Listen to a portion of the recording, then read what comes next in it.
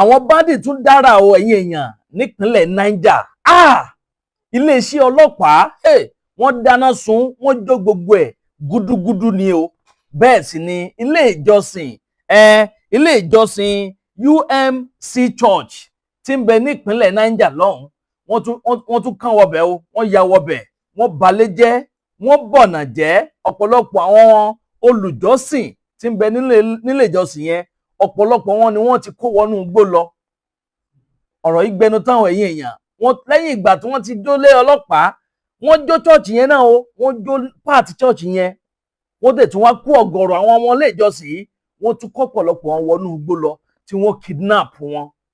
Lẹ́yìn ìgbà yẹn náà tún wá bọ́ sínú ìlú, wọ́n bà nǹkan jẹ́, wọ́n balẹ̀ ọba jẹ́. Ẹ̀yin èèyàn, ọ̀rọ̀ yìí gbẹnu tán, ó lékè nkà bẹ́ẹ̀ náà ló pakasọ. Ẹ dákun ẹ súnmọ́ bí o, ẹ bá wọn nǹkan fìdílé tàbí kẹ́ fìdílé nǹkan kẹtún wá fetí gbéyàwó ọ̀rọ̀, torí pé kí ni ó ń bọ̀ báyìí, àwọn là ń dẹ́ẹ̀dẹ́ o.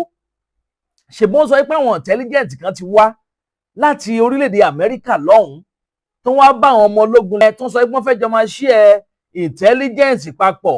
Èmi lérò pé láti ìgbà táwọn yóò ti dé pé kò ní sí nǹkan tó jọ mọ́rọ̀ banditry bí nǹkan mọ́, pé wọn ò ní sọ sẹ́mọ́ ni. Eléyìí tó ti pé wọ́n tún wá bẹ̀rẹ̀ sí ń jó church, jó iléeṣẹ́ ọlọ́pàá báyìí, tó fi lè máa jó iléeṣẹ́ ọlọ́pàá.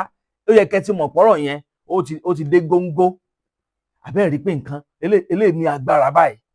Wọ́n sọ pé ìgbà tí wọ́n fi kọ́kọ́ kàn wọlé páwọn àtàwọn ọlọ́pàá yẹn wọ́n jọ mú nǹkan lẹ̀. Àwọn iléeṣẹ́ ọlọ́pàá Division Police Station tí ń bẹ ní Gwara Town, kódà wọ́n ní headquarter Gwara local government area nípínlẹ̀ Niger, pé headquarter ní iléeṣẹ́ ọlọ́pàá yẹn, pé wọ́n jọ mú nǹkan lẹ̀ pẹ̀lú àwọn bandit yẹn, wọ́n jọ dojú kọra wọn tó bẹ̀rẹ̀ sí yìnbọn mọ́ra wọn. Nígbà tí pa àwọn ọlọ́pàá wa ò lè ká wọn mọ́, àwọn tíìmù tí ń bẹ lágbègbè yẹn, tí ń bẹ ní police station yẹn lákòókò gbà yẹn, agbára wọn ò ká àwọn bandit yẹn o. Àwọn irinṣẹ́ oró táwọn bandit yẹn kó dání ó ní agbára ju tàwọn ọlọ́pàá yẹn lọ. Ẹ sì mọ̀ pé tí irin méjì bá dojú kọra wọn, ìkan ó tẹ̀ fún kan ni. Àwọn ọlọ́pàá yìí wọ́n sá àsálà fún ẹ̀mí ara wọn. Bẹ́ẹ̀ sì làwọn bandit yẹn wọ́n dáná sunlé ọlọ́pàá yẹn. Picture ẹ̀lẹ́ ń wọ́n sálẹ̀ yẹn, wọ́n jó léeṣẹ́ ọlọ́pàá yẹn, wọ́n jó gúdúgúdú. Gbogbo nǹkan tí ń bẹnu rẹ̀ pátápátá ni wọ́n jó, wọ́n sì rí dájú pé àwọn jó gbogbo ẹ̀ balẹ̀. Lẹ́yìn ìgbà tó wá jó léeṣẹ́ ọlọ́pàá tán, táwọn ọlọ́pàá ti yá dànù, lẹ́yìn ìgbà yẹn ni wọ́n ṣẹ̀ṣẹ̀ lọ sí ilé ìjọsìn UMC Church tí ń bẹ lágbègbè yẹn náà. Ìyẹn ní Gwara local government area nípínlẹ̀ Niger.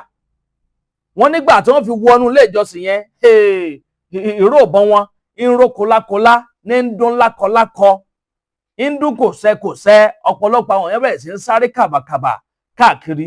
Ẹ gbọ́, kójú má rí bí báyìí kọ́, gbogbo ara náà lóògùn ẹ. Àwọn yẹn bẹ̀rẹ̀ sí ń sá àsálà fún ẹ̀mí ara wọn. Àwọn tó lè sá wọ́n sá, àwọn tó lè yàwọ̀ gbó wọ́n ń yàwọ̀ gbó. Ẹ wò ó, àwọn bandits yìí wọ́n bà nǹkan jẹ́. Ẹ̀yin èèyàn mi, mò ń bọ̀ ná, ẹja sáré dójú ọjà. Àdàbà tẹlifíṣàn náà lẹ́wà, ẹ má yí kúrò ńbẹ̀. Tested and trusted, kí mò ń sọ̀rọ̀ ń pa ẹ̀. Capable tẹ́ bá ń gbọ́ ikú kí n pa kíre àrùn kì í ṣe kínu. Àwọn méjèèjì la pàdé pẹ̀lú Capable tajà akílà ń gbó akílà òde òjìyàn kan bàbá mi pé kíre wọn lọmọkùnrin tí ò bá lè tẹ àtẹ̀kànlẹ̀ gbọ̀ngbọ̀ngbọ̀n Capable ni o. Ṣẹ̀kan sùn 1 minute man 2 minute man kò sí yẹn mọ́. Capable lè tí a fi ewé àti egbò ṣe. Capable anáyàn pa ẹ̀rọ àbá obìnrin yẹn kò dẹ̀ sí side effect kankan, ewé àti egbò la fi ṣe. Capable by the way ó yà kó di Capable gbà kan jẹ́. Èwo ni ká ṣe kan kó dẹnu kọlẹ̀ ká má lè jí dáadáa kóbìnrin kígbe lábẹ́ ẹni ká má ti gùnkè ká ti dà ọ̀nà àbáyọ ti dé o. Capable natural herbal remedy ló lè ṣe. Gbẹlura kó o dẹṣin gbẹmú kóbìnrin ó máa bẹ̀ kó ti tó tún wá tán síbẹ̀ o. Ìwọ tààtọ̀ ẹ ò lè dánmọ́ ìyẹn low sperm count. Ìwọ tó ní erectile dysfunction kó o bẹ̀rẹ̀ kó má lè nàró. Capable natural herbal remedy ló kápá ẹ̀. Capable natural herbal remedy jẹ́ oògùn tá a fi ewé àtegbò ṣe tí a ṣe àkójọ ẹ̀ níbi tó mọ́ tónítóní. Àwọn tó mọ̀ nípa ewé àtegbò ló pákéjì ẹ̀. Ó yá pé nọ́mbà yìí láti họ́dà Capable natural herbal remedy tiẹ̀ 0906-866-4147 lẹ́ẹ̀kan sí 0906-866-4147. ó yá gbé Capable lura kẹ́ni ẹlẹ́ni má bàa gbàṣẹ́ ẹ ṣe. Capable natural herbal remedy ló lè mú ẹ Capable. ẹ tún káàbọ̀ padà ẹ̀yin èèyàn mi àwọn ọlọ́pàá ìpínlẹ̀ Niger wọ́n ti testify sọ̀rọ̀ yìí bó tilẹ̀ jẹ́ pé ọ̀pọ̀lọpọ̀ àwọn ìwé ìròyìn ni wọ́n ti gbé káàkiri àmọ́ ìwé ìròyìn eléyìí tèmi ń kà fún yín Daily Trust ni wọ́n ní pé àwọn alukoro ọlọ́pàá tí ń bẹ nípínlẹ̀ Niger lọ́hùn èyàn SP Wasiu Abiodun òun náà testify pé lótìtọ́ àti lódodo ni àwọn bandits ya bo agbègbè yẹn tí wọ́n sì jó iléeṣẹ́ ọlọ́pàá wọ́n jó ọrùn gúdúgúdú pé wọ́n jó díẹ̀ lára church yẹn náà lára church building yẹn kò kí ń ṣe gbogbo church building yẹn pátápátá ni wọ́n jó àmọ́ wọ́n jó díẹ̀ ní agbọ̀nbì kan ní inú building church yẹn bẹ́ẹ̀ sì ni wọ́n kidnap àwọn èèyàn kódà wọ́n láwọn tí wọ́n kidnap nínú ìlú lágbègbè yẹn yàtọ̀ sáwọn tí wọ́n ń múnú church pé wọ́n ò tó bíi 5 láwọn tí wọ́n kidnap táwọn bandits gbé lọ tó ń gbé wọnú igbó lọ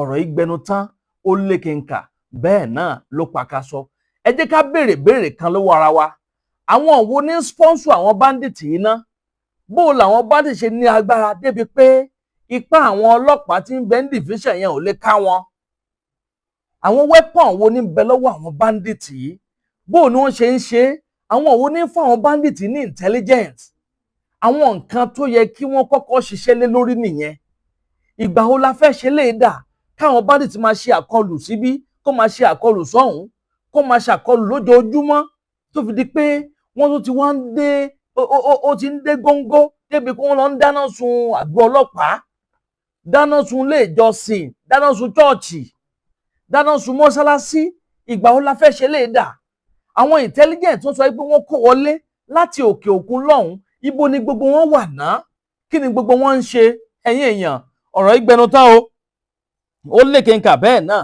ló pakasọ ẹnìkan tí ọ̀rọ̀ yìí tó ṣojú rẹ̀ kòró tó láǹfààní láti máa bá ìwé ìròyìn Daily Trust sọ̀rọ̀ òun náà ni apẹrúkọ ẹ̀ ní Malam Uzani Muhammed wọ́n sọ wípé lọ́gànjọ́ òru ilé abàmì yìí ló ṣẹlẹ̀ o kódà àárọ̀ òní ni àfẹ̀mọ́jú àárọ̀ yìí tó jẹ́ the 1st of February 2026 ní nǹkan bíi 3:40 lọ́gànjọ́ òru níṣẹ̀lẹ̀ abàmì yìí ló wáyé ní agbègbè Gwara local government ní ìpínlẹ̀ Niger lọ́hùn kọ́lọ̀ ọba Èdùmàrè kò máa ṣàlàbọ̀ ẹ̀ lórí wa ẹ̀yin àmì ẹjẹ́ darapọ̀ ní abala àríwísí kẹ́ máa bá mi comment kẹ́ máa like kẹ́ sì máa bá mi pín fọ́nrán yìí káàkiri lógúnlógún lọ́gbọ̀nlọ́gbọ̀n ẹ máa bá ń bó síasíá ẹ máa bó kárakára bẹ́ẹ̀ náà ni kẹ́ máa bó káàkiri tààràtààrà kó balẹ̀ tètè kan ọ̀pọ̀lọpọ̀ àwọn èèyàn lára àníri jù báyìí lọ lórí ilé tí a mú wá fún yín ní sáà yìí bó bá tún ṣe lórí ọ̀rọ̀ yìí gbogbo ìpátá náà lẹ́ láǹfààní láti máa gbọ́ lórí ìkànnì Àdàbà tẹlifíṣàn ẹni tẹ́ ṣe ń darapọ̀ mọ́ wa fúngbà àkọ́kọ́ tẹ́ ò tí ì follow wa abẹ́ ò tí ì subscribe ẹ dákun ẹ dábọ̀ ẹ bá ń tẹ follow button tàbí subscribe button tí ń bẹ nísàlẹ̀ fọ́nrán yìí àgbo kélébé kan náà bẹ́ẹ̀ notification bell ni wọ́n ń pè é òun gangan ní ọ̀mà tàyín lólobó ní gbogbo kúùgbà tàbá ti ń ju fọ́nrán sórí ìlà yìí Àdàbà ọ̀nà ni à ń sùn gbẹ́ iná ń jó ẹ̀yẹ́lé gbéra ńlẹ̀ Àdàbà atún ti fò fẹ̀rẹ̀ awọ̀lú sọ̀lúdẹ̀rọ̀ pẹ̀sẹ̀. èwo ni ká jòkó sáàrin èrò ká máa gbẹ́ra àbí kí ìdí ó máa yún ni. kòró má gbọdọ̀ mọ́bìnrin lábẹ́ ó ti máa yún. kóbìnrin ó fẹ́ tọ̀ kó múnira dání. látàrí kòkòrò abẹ́. kéwo kékeré ó máa súyọ ọdún nǹkan ọmọ obìnrin. kọ́kọ́ ẹni sọ pé yẹ kó dìrònú. látàrí kòkòrò ojú abẹ́ tí bóbìnrin jà. ìjẹ́ kó gbádùn ìbálòpọ̀. Glutathione natural capsule ti dé. láti kojú gbogbo kòkòrò ojú abẹ́ obìnrin. Glutathione jẹ́ òògùn tí a fi ewé àtegbò pèlò. láyìíká tó mọ́ tónítóní. gbogbo kòkòrò tó ń bà tọ́ ọkùnrin jẹ́ lára obìnrin. tó wà nínú ẹ̀jẹ̀ pátápátá. ni Glutathione ń bá jà. kí nǹkan oṣù obìnrin ó máa ṣe ségesège kì í ṣojú lásán. iṣẹ́ ọwọ́ kòkòrò inú ẹ̀jẹ̀ ni. kóbìnrin ó bọ́ṣọ kábí ó bùtì. kò yóò dúró wò. má jẹ́ kí àìsàn tó ògùn lè wò. kó pa ọ́ dànù. ó yá yára ṣàṣà. kó pe nọ́mbà yìí. láti ọ̀dà Glutathione tiẹ̀. 0906-866-4147. lẹ́ẹ̀kan sí 0906-866-4147. òpin ti dé bá gbogbo vaginal infection. káti ọwọ́ bọ abẹ́ ká máa yún ti dópin. kí ọmọ má dúró lára obìnrin ti di gbàgbé. tó bá ti gbé Glutathione natural capsule lura. àjọ tó ní ṣe pẹ̀lú òògùn lórílẹ̀‐èdè Nàìjíríà ti fò tẹ̀lú. ó yá gbé e lura kí gbogbo àìsàn inú ẹ̀jẹ̀ di gbàgbé. Vectocin natural Glutathione capsule. ọ̀gá fún gbogbo àìsàn ojú ara obìnrin.